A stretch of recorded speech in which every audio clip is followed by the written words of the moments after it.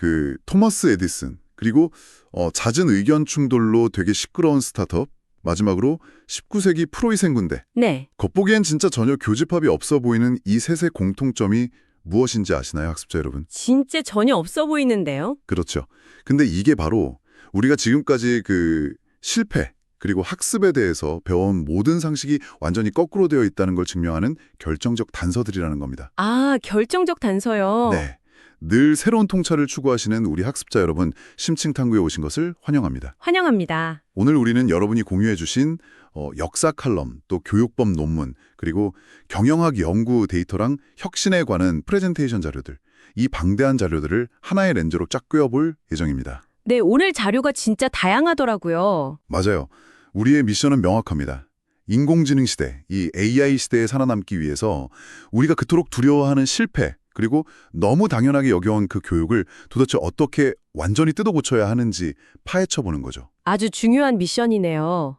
자, 이것부터 하나씩 풀어보죠.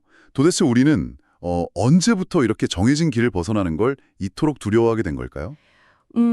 그 근본적인 원인을 찾으려면요. 우리가 매일 아침 그 종소리에 맞춰서 등교하고 교실에 일렬로 앉아서 수업을 듣던 그 기원을 들여다봐야 합니다. 아, 교실의 기원이요? 네, 오늘 다룰 그 헌법 제31조랑 공교육의 역사를 분석한 법학 논문이 아주 재미있는 힌트를 주거든요. 우리는 보통 공교육이 그 프랑스 대혁명 이후에 모든 시민한테 평등한 배움의 기회를 주기 위해서 탄생한 되게 숭고한 제도라고 배우잖아요. 네네, 저도 그렇게 알고 있죠. 평등의 상징 같은 거. 하지만 19세기 근대 국가들, 특히 프로이센이나 그 산업혁명 시기의 국가들이 국가 주도로 의무교육을 강제한 진짜 속내는 사실 전혀 달랐습니다. 그럼 뭐 철학자나 사상가를 키워나르고 막대한 국가 예산을 쏟아부은 건 아니었겠죠? 전혀 아니죠. 그 당시에 폭발적으로 늘어나는 그 공장제 기계공업 있잖아요. 네. 그걸 돌리기 위해서는 아주 특정한 종류의 인간이 그것도 대량으로 필요했어요. 대량으로? 네. 시계탑 시간에 맞춰서 출퇴근을 하고 매뉴얼에 있는 지시사항을 군말 없이 읽어내고 또 상급자의 명령에 절대 순종하는, 그러니까 한마디로 기계식 노동자 말입니다. 와, 기계식 노동자요. 듣고 보니까 그 교실의 구조가 공장의 컨베이어 벨트나 군대 병영이랑 놀랍도록 닮아있는 게 절대 우연이 아니네요. 우연이 아닙니다. 애초에 이 시스템은 철저한 표준화, 그리고 획일화를 위해서 설계된 아주 거대한 조립 라인이었어요. 논문이 날카롭게 지적하는 지점도 바로 여기입니다. 어떤 지점이죠? 헌법에 명시된 교육을 받을 권리라는 되게 아름다운 문장 이면에는 여전히 그 국가가 통제하는 규격화된 시스템에 순응해야 한다는 암묵적인 전제가 쫙 깔려 있다는 거죠. 그 조립 라인 비율을 들으니까 확실히 이해가 되네요. 똑같은 규격의 자동차 부품을 찍어내는 데는 사실 최고의 시스템이겠지만 만약에 그 규격에서 1mm라도 어긋나는 부품은 어떻게 되나요? 바로 폐기 처분이죠. 맞아요. 곧바로 불량품으로 폐기 처분되잖아요. 그러니까 정답에서 벗어나는 모든 시도나 좀 엉뚱한 호기심이 전부 실패라는 이름표를 달고 징벌의 대상이 돼버리는 겁니다. 정확합니다. 그리고 바로 그 규격화 시스템이 어떻게 천재들을 불량품으로 취급했는지 오늘 프레젠테이션 자료에 등장하는 그 역사적 사례들이 되게 생생하게 보여주거든요. 예를 들면요. 일단 토머스 에디슨. 초등학교 입학 3개월 만에 교사로부터 정신이 흐린 아이라는 평가를 받고 퇴학당했죠. 와, 3개월 만에요. 네. 그리고 알베르트 아인슈타인은 그 암기식 교육을 견디지 못해서 아예 좌퇴를 해버렸고요. 네네. 또 전자기학의 아버지인 마이클 패러데이는 정규 교육 대신에 제본소 견습생으로 일하면서 그 자기가 제본하던 책을 훔쳐보면서 독학을 했습니다. 아, 세상에. 쥐나론의 찰스 다윈도 마찬가지예요. 라틴어 낙제를 받으면서 학교에서 완전히 완벽한 실패자 취급을 받았거든요. 이 공통점이 진짜 흥미롭습니다. 이 혁신가들은 모두 그 학교라는 견고한 시스템 밖으로 튕겨져 나간 아까 말한 그 불량 부품들이었어요. 그렇죠. 그런데 시스템 밖에서 오직 자신의 호기심만을 나침반 삼아서 스스로 주도하는 창의성, 그러니까 프레젠테이션에서 말하는 자기 주도적 창의성을 폭발시킨 거잖아요. 맞습니다. 지금 교육계에서 미래 핵심 역량이라고 부르는 그 6C라는 게 있잖아요.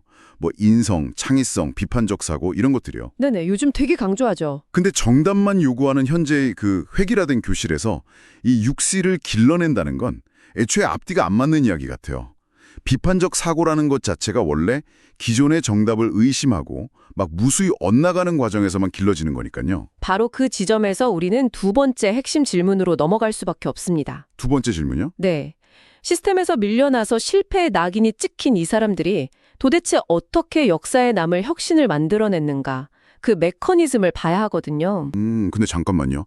여기서 제가 아주 현실적인 반론을 하나 제기해 볼게요. 네, 해보시죠. 방금 우리가 에디슨이나 아인슈타인 이야기를 했고 또 우리가 흔히 막 실패는 성공의 어머니라고 부르잖아요. 그렇죠. 하지만 솔직히 말해서 학습자 여러분도 공감하실 텐데 오늘날의 치열한 기업 환경이나 일상에서 무작정 실패를 칭송하는 건 약간 이미 성공한 사람들의 배부른 자기 합리화 아닌가요? 아, 결과론적인 포장이다. 네. 제가 만약에 회사 프로젝트에서 에디슨처럼 1000번 실패하면요. 혁신가가 되는 게 아니라 당장 인사고과 최하위 받고 해고당할 겁니다. 백수대죠? 맞아요. 계속 실패만 막 무한반복하는 게 도대체 무슨 물리적인 효용이 있다는 건지 저는 구조적으로 잘 이해가 안 가거든요. 아주 현실적이고 날카로운 지적입니다. 단순히 막 포기하지 말고 계속해라 이런 식의 감상적인 위로라면 현실 조직에서 통할 리가 없죠. 그렇죠. 하지만 오늘 팔럼에 묘사된 그 에디슨의 실패를 과학적이고 또 통계적인 관점에서 쫙 해체해보면 이야기가 완전히 달라집니다. 어떻게 달라지나요? 에디슨이 백열전구 필라멘트를 찾으려고 수천 번 시도했을 때 그는 그냥 같은 실수를 무의미하게 반복한 게 아니었어요. 그는 이렇게 말했죠. 나는 실패한 적이 없다. 작동하지 않는 1000가지 방법을 찾았을 뿐이다.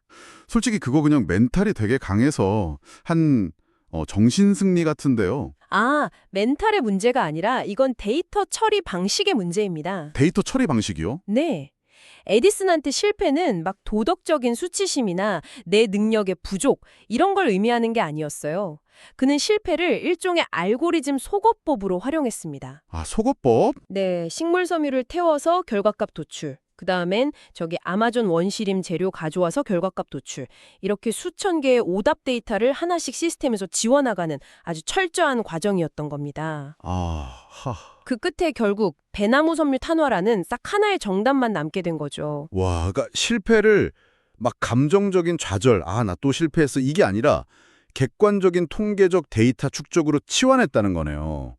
이 구조적 접근이 혁신의 진짜 동력이라는 거군요. 정확합니다. 심지어 에디슨 말년에 자기 연구소가 몽땅 불타버릴 때도 막 모든 실수와 실패가 저 불에 태워진다 하면서 다음날 바로 재건을 시작했다는 일화가 있잖아요. 네, 유명한 일화죠. 그것도 같은 맥락이겠네요.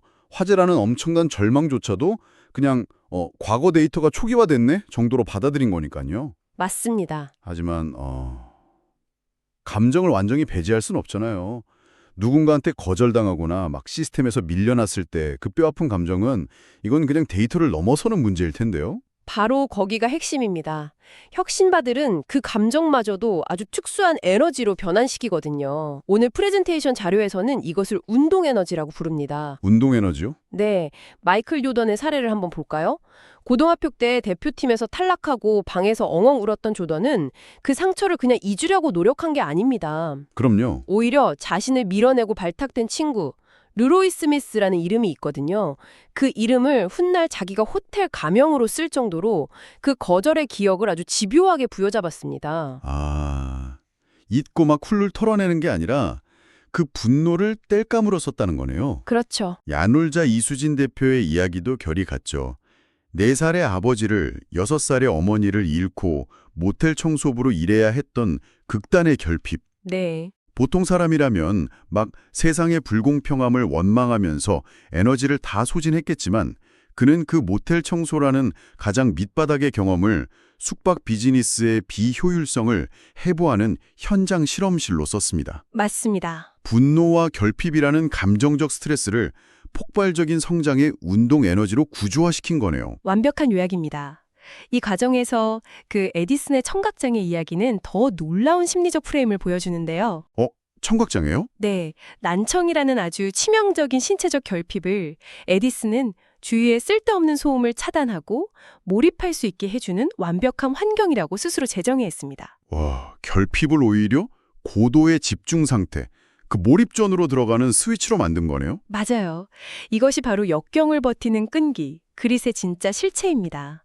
단순히 꾹 참고 버티는 게 아니라 결핍의 환경을 자신한테 유리한 필터로 재설계하는 능력이죠. 아, 개인 차원에서의 메커니즘은 이제 확실히 알겠습니다. 네. 실패를 객관적 데이터로 치환하고 좌절의 감정을 몰입을 위한 운동 에너지로 재설계한다. 그렇죠. 그런데 여기서 우리 판을 좀 키워보죠. 판을 피워볼까요? 네. 한 명의 천재가 자기 골방에서 뭐 이렇게 마인드 컨트롤 하는 건 가능합니다. 하지만 수십, 수백 명이 모인 기업이나 스타트업이라면 어떨까요? 조직으로 가면 얘기가 다르죠. 이 많은 사람들이 막 각자 자기 실패를 에너지로 바꾸겠다고 막 날뛰면 조직이 유지될 수 있나요? 경영학 연구 데이터가 다루는 지점이 바로 여기입니다. 맞습니다. 개인의 실패가 조직 전체의 혁신으로 이어지려면 그 중간에 반드시 학습 구조가 필요하거든요. 학습 구조요? 네. 연구 논문에서 제시하는 핵심 프레임워크가 바로 단일고리 학습과 이중고리 학습의 차이입니다. 그 단일고리랑 이중고리요? 네. 청취자분들이 직관적으로 이해할 수 있게 우리가 매일 쓰는 스마트폰에 한번 비유해 볼까요? 아주 좋은 접근입니다. 스마트폰에서 특정 앱을 실행했는데 자꾸 튕기고 막 오류가 난다고 가정해보죠. 짜증나죠. 그렇죠.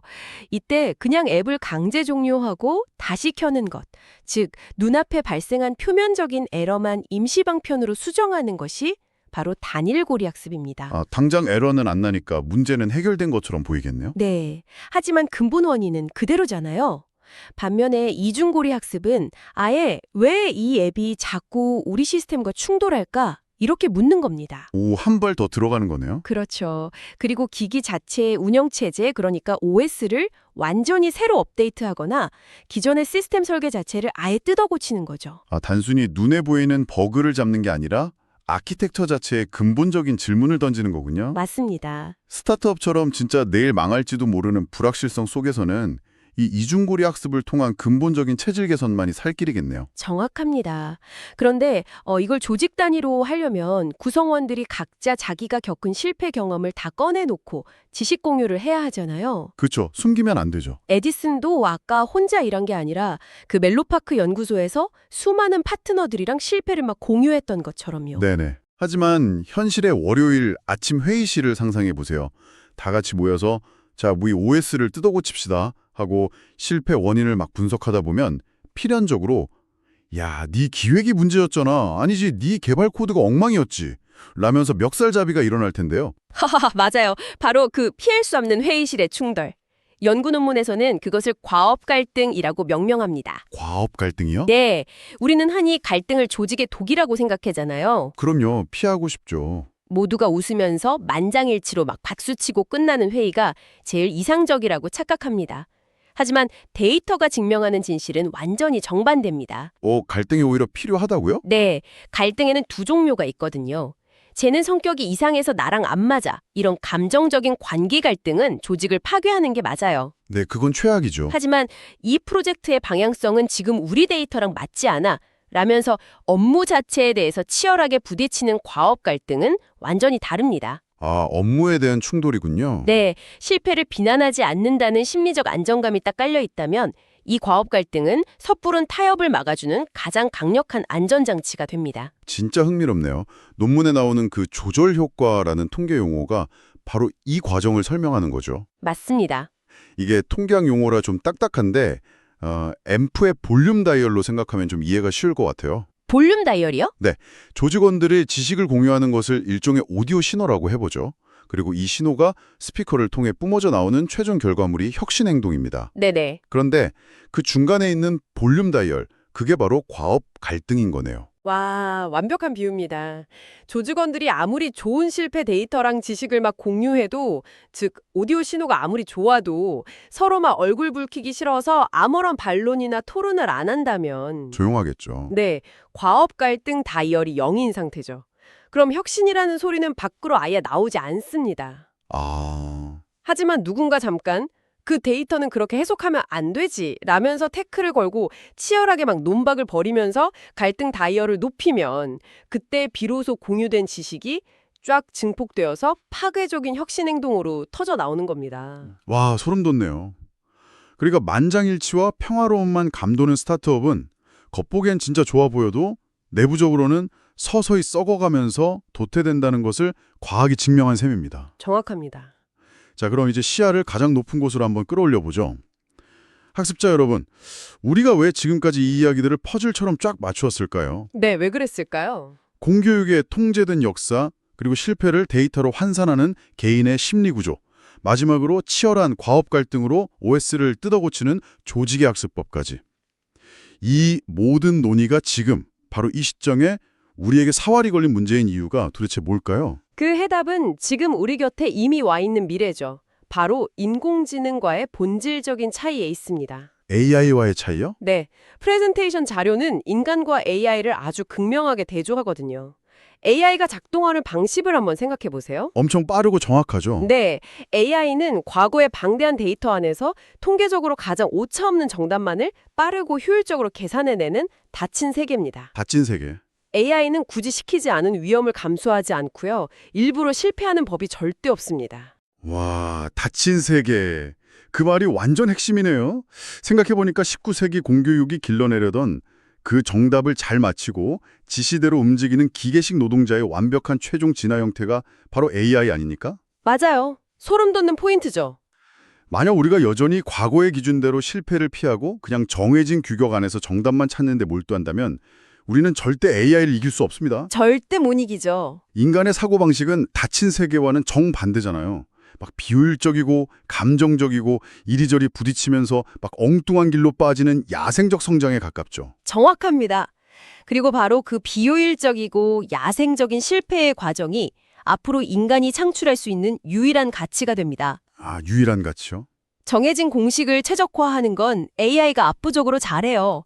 하지만 기존의 통념이라는 시스템을 의심하고 그걸 아예 깨트려서 무수한 시행착오를 겪으며 뼈아픈 실패 속에서 파편들을 주워 모아 완전히 새로운 차원의 개념을 창조하는 것. 네네. 이것은 상처를 입고 다시 회복할 수 있는 생명체, 즉 인간 고유의 회복 탄력성만이 할 수 있는 미지의 영역입니다. 아, 시각자로 마지막에 등장하는 킨츠기라는 일본 전통 수리기법 이미지가 그 모든 것을 설명해 주더라고요. 네, 아주 인간적이죠. 깨진 도자기를 그냥 버리는 대신에 그 깨진 균열을 금박으로 막 정성스럽게 메워서 상처 자체를 아주 독창적인 예술품으로 승화시키는 기술이잖아요. 맞습니다. 이것은 그저 보기 좋은 온유가 아닙니다. AI 시대에 인간이 살아남기 위한 아주 구체적인 생존 프레임워크인 거죠. AI는 도자기를 깨뜨릴 위험 자체를 감수하지 않기 때문에 결코 킨치기 같은 그런 금빛 혁신을 만들어낼 수 없으니까요. 동의합니다. 우리는 모두 획일화된 타인의 평가, 그리고 정규 교육의 환상 속에서 수없이 깎여나가고 금이 간 존재들일지 모릅니다. 다들 상처 하나씩은 있잖아요. 그렇죠. 하지만 그 균열을 막 부끄러운 실패로 숨기는 대신에 주도적인 호기심과 치열한 과업 갈등으로 얻어낸 그 데이터들로 꽉 채워 넣어야 합니다.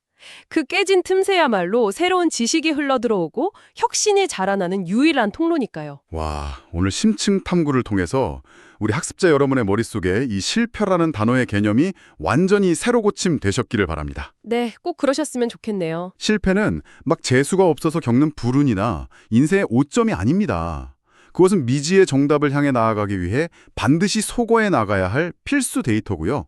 여러분을 몰입존으로 팍 밀어넣는 운동에너지입니다. 맞습니다. 남들이 정해놓은 과거의 시스템에 얼마나 잘 순응했는지를 보여주는 성적표나 타인의 평가는 이제 정말 의미를 잃었습니다. 여러분을 지켜줄 무기는 오직 과감하게 뛰어들어 깨지고 그 파편을 들고 치열하게 토론하며 다시 일어서는 회복 탄력성 뿐입니다. 지식은 그냥 활자에서 끝날 때 죽은 것이 되지만요. 우리의 현실적인 고민과 만나서 구조로 적용될 때 가장 강력한 무기가 됩니다. 오늘 다룬 역사와 데이터들이 여러분의 내일에 아주 단단한 기준점이 되기를 기대합니다. 끝으로 여러분이 일상으로 돌아가서 가만히 곱씹어 보셨으면 하는 도발적인 상상 하나를 남겨두겠습니다. 오, 뭔가요? 머지않은 미래에 인공지능이 진짜 실수 없이 완벽하게 모든 실무를 처리하는 시대가 오면 과연 기업들은 사람을 뽑을 때 무엇을 물어볼까요? 면접에서요? 네. 어쩌면 우리의 이력서 가장 첫 줄에는 학점이나 무슨 무결점의 성공 스토리가 아니라 이런 질문에 대한 답이 적혀야 할 겁니다. 당신은 기존의 시스템 밖에서 얼마나 엉뚱하고 장엄하게 실패해 보았습니까? 그리고 그 실패의 잿더미 속에서 어떤 치열한 과업 갈등을 겪으며 세상에 없던 지식을 추출해냈습니까? 와, 최고의 질문이네요. 무결점의 기계가 아니라 가장 찬란하게 깨어지고 회복한 인간만이 증명할 수 있는 최고의 실패 이력서를 미리 준비해 보시는 건 어떨까요? 다음에도 우리의 낡은 사고를 뒤흔들 새롭고 깊이 있는 자료들을 모아 다시 찾아오겠습니다. 계속해서 의심하고 기꺼이 실패하십시오. 감사합니다. 감사합니다.